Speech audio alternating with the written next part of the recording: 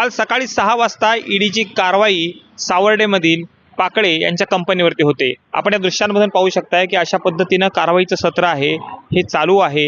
कंपन्या आहेत विविध ठिकाणच्या, या कंपन्यांवरती ईडीनं छापेमारी केली आणि काल सकाळपासून ही कारवाई सुरू झालेली आहे। 28 तासांपेक्षा अधिक काळ या कारवाईमध्ये गेलेला आहे आणि अद्यापही ही कारवाई सुरू आहे।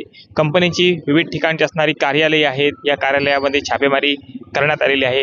काही महत्त्वाची कागदपत्र आहेत ही ईडीच्या हाती लागल्याची माहिती सूत्रांकडून मिळते आहे। मात्र ही कारवाई अजून थांबत नाही आहे। च्या बाजूलाच कंपनी आहे, कात कंपनी आहे आणि या ठिकाणी आता ईडीची छापेमारी जी आहे ही अद्याप थांबलेली नाही आहे।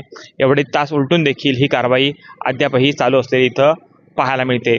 मोठे उद्योजक म्हणून पाकळे यांची ख्याती आहे, यामुळं या कारवाईकडं सगळ्या रत्नागिरीवासियांचं लक्ष लागून राहिलेलं आहे।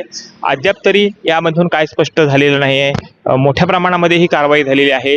सावर्ड्यामध्ये ही कारवाई झाली। ही कारवाई पाकळे यांचं जे दुसरं कार्यालय आणि कंपनी खेडमध्ये जी आहे या ठिकाणी देखील कारवाई झालेली आहे। चिपळूणमध्ये कारवाई झालेली आहे। विविध ठिकाणच्या कार्यालयांवरती छापेमारी कालपासून सुरू आहे। ईडीची कारवाई अद्याप थांबलेली नाही। विविध ठिकाणी छापेमारी केली, मात्र ईडीच्या हातामध्ये नेमकं काय लागलं याची माहिती अद्यापही मिळू शकलेली नाही। मात्र अद्यापही कारवाई मोठ्या प्रमाणात सुरू असलेली पाहायला मिळते। ईडीची पथकं आताही पाकळे यांच्या सगळ्या कार्यालयांमधून आणि घरांमधून आपल्याला पाहायला मिळत आहे। कृष्णा साळगावकर, टीएन मराठी, चिपळूण, रत्नागिरी।